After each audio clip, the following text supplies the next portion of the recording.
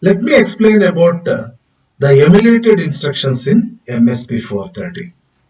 There are 24 emulated instructions in MSP 430 derived from the basic MSP 430 instructions. Let us see the classifications one by one. We have got under emulated instructions the arithmetic instructions, such as first one, ADC with the destination. Here, destination content is simply added with carry without the first operand. Source operand is not here. So destination register content is simply added with the carry and put back to the destination register. It is achieved by the basic instruction ADDC 0 with the destination, wherein 0 is provided by the register R3 in the register addressing mode. We know there are two constant generators such as R2 and R3. R2 provides 0, 4 and 8. R3 provides 0, 1, 2 and -1 in different addressing modes. Here R3 in register addressing mode is generating 0. So 0 is added to the destination with the carry and the answer is put back to destination. Thereby you are adding only carry bit to the destination. Likewise, decimal adjustment with carry the destination is there, where destination is added with the carry bit and put back to destination, but this time the answer will be in the decimal form. So we are having decimal addition DADD instruction, basically by which destination register is added with 0 with the carry bit and answer will be obtained decimally. So 0 is once again generated by R3, so that you have got DST plus C put back to DST. So answer is decimally using DADC emulated instruction. Then decrementation of destination register is an emulated instruction where -1 is done to the destination register content, which is achieved in the basic instruction SUB. Destination -1 will happen. 1 is provided by once again R3 in its indexed form. That is, any register covered by common bracket with a numerical constant value represents indexed addressing mode. So here 0 is there, 0 plus 1, which is nothing but 1. 1 is subtracted from destination is using the basic instruction subtraction. Thereby decrementation of destination is achieved. Then coming to the decrement double. So D here stands for double or twice. DST -2 and put back to destination register. Subtraction destination with 2. 2 is provided by the R3 using R3 in the addressing mode of register indirect. When the at symbol comes, R3 is in register indirect addressing mode where 2 is generated by that constant generator 2, that is R3 generates 2. 2 is subtracted from destination, that is decrement twice is done to the destination register. Then incrementation of destination is +1 to the destination register content, achieved internally by the machine using the basic instruction ADD. So DST +1 takes place. 1 is generated by the register R3 in its indexed addressing mode. Then coming to the sixth one, increment double or increment twice is adding of 2 to the destination register content, which is achieved by the basic instruction ADD. 2 is added to destination here, where 2 is provided once again by the register R3 using in its register indirect addressing mode. So that is how the arithmetic instruction will work. Now coming to the seventh arithmetical instruction, subtraction of destination with the carry bit, that is DST -C put back to destination is subtracting destination with 0 along with the carry bit. So 0 is provided by the register R3 or the constant generator 2 in its register addressing mode. Let us go to the next slide. So in the next slide we have got logical and register control instruction. So let us take this as an example. Inversion of destination content, that is not operation on each other bit of the destination. How it is done? It is done by the machine using the basic instruction, XORing each bit of destination with F. As we know, in the XOR operation, any bit XORed with 1 becomes complemented. So FFFF is employed internally to use XOR operation on the destination with FFFF for a word or FF for a byte.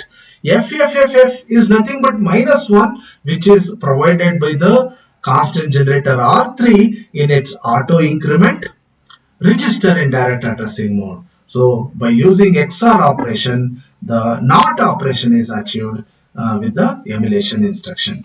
Then coming to the rotation of left arithmetically the destination content.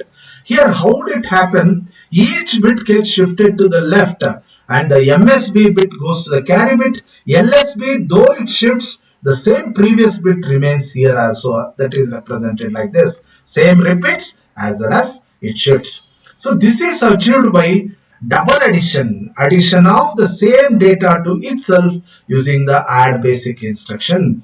So adding to itself has got the effect of multiplying by 2, by the help of which you are shifting each bit to the left arithmetically. Then coming to the rotate left through carry, once again adding to itself, but this time using the carry also. So ADDC instruction will help each bit to get shifted to the left, as well as MSB shifts to the carry bit and previous carry bit enters the data format through LSB. So that is how rotation left through carry happens by the help of destination to destination added with carry. Let us go to the next slide. Here emulated program flow control instructions are classified. Here branch, destination. So what's the difference? We had already the call instructions and jump instructions under basic instructions. In emulated instructions, once again there is a branch instruction coming up. The difference here is destination register content will provide the destination address.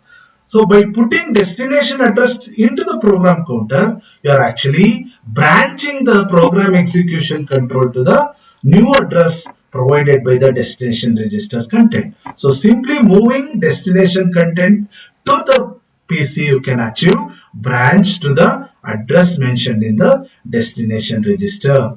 Then coming to the disable interrupt and enable interrupt. So you can achieve this. Disable you can do by putting 0 to the general interrupt enable bit, or you can put 1 to the general interrupt enable bit to enable the interrupt. So by putting 0 you are disabling, by putting 1 you are enabling. So where is GIE? GIE is actually in the status register. Status registers are 16-bit. I have taken only 4 LSB bits for our reference. So keeping 1 with respect to GIE in the reference data, you can either set it or reset it using BIC and BIS instruction. By BIC instruction, you are clearing, that is bit clear, in the 4th position. This is setting the 4th position of status register. So by BIC and BIS, you can put either 0 or 1 to GIE to achieve disabling of interrupt or enabling of the interrupt in the general interrupt enable bit of the status register. How is 8 provided? 8 is provided by the R2 in its auto increment register in direct addressing mode. Then going to the NOP instruction, it does nothing. So moving of 0 to the status register is the kind of exercise done by the machine internally using the basic instruction to do NOP. So 0 is provided or constant is generated by the constant generator R3. R3 in the register addressing mode will provide 0. 0 is put to the status register to achieve the no operation done. Coming to the return instruction, which was not there in the basic instruction. You had return on interrupt. RETI was there in the basic instruction, which used to return from interrupt service subroutine back to the main program. Here in the general subroutine, you are having return instruction towards the end, by which you will be able to return to the place from where you had earlier branched out from the main program. How is it achieved? Stack will have the return address which is pointed by the stack pointer. So stack content, which is the return address, is put to PC. So PC navigates back to the place from where earlier branched out, or it returns to the main program.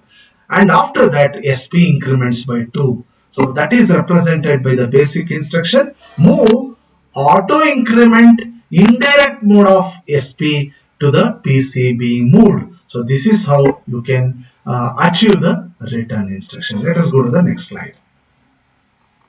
So this is the last slide in the emulated instructions explanation. Now, how operation done on the status register bits we'll see. We have already seen how set and reset done to GIE, how 0 or 1 put to GIE. Now let us see how 1 put to N, so that we are setting the N flag or sign flag. By resetting or clearing, you are actually clearing the N flag. By putting 1 and setting the Z, you are setting the Z bit. Likewise, let us see how it works. Let us see the clear the destination. You are putting 0 to the destination register by simply moving 0 to DST. 0 is generated by R3. Now, as I said, you have got clear C and set C instruction with respect to 1.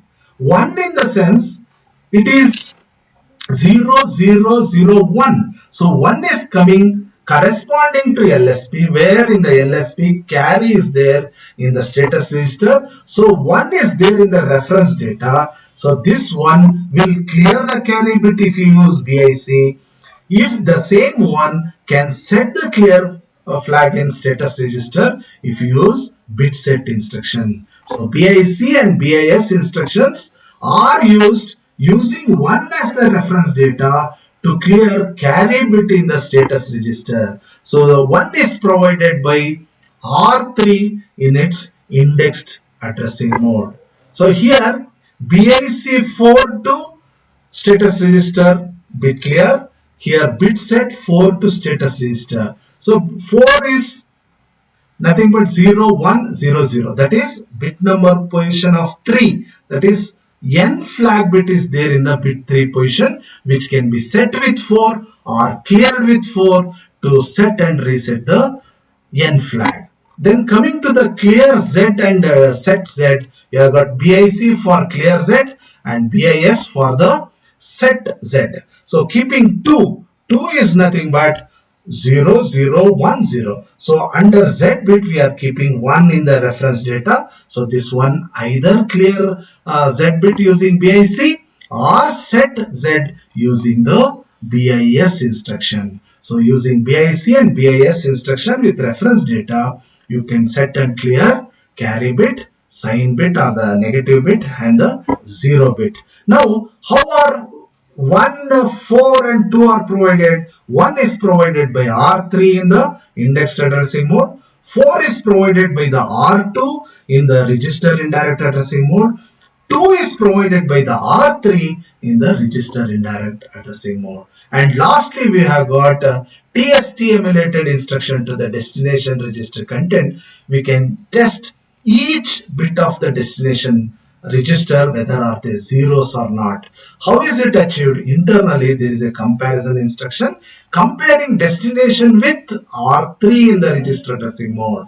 R3 in the register addressing mode is providing 0. So you are testing each bit of the destination register with the zeros. If they are equal, Z bit sets indicating all 0 condition happens or exists in the destination register. Otherwise, there are no all 0 condition. So TST is an emulation instruction which will check the all 0 condition of the destination register by using the basic instruction comparison to do comparison of destination register with R3 in register addressing mode or 0.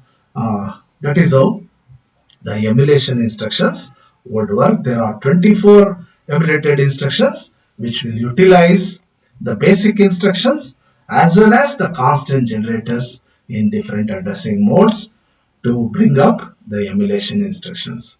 Thank you so much.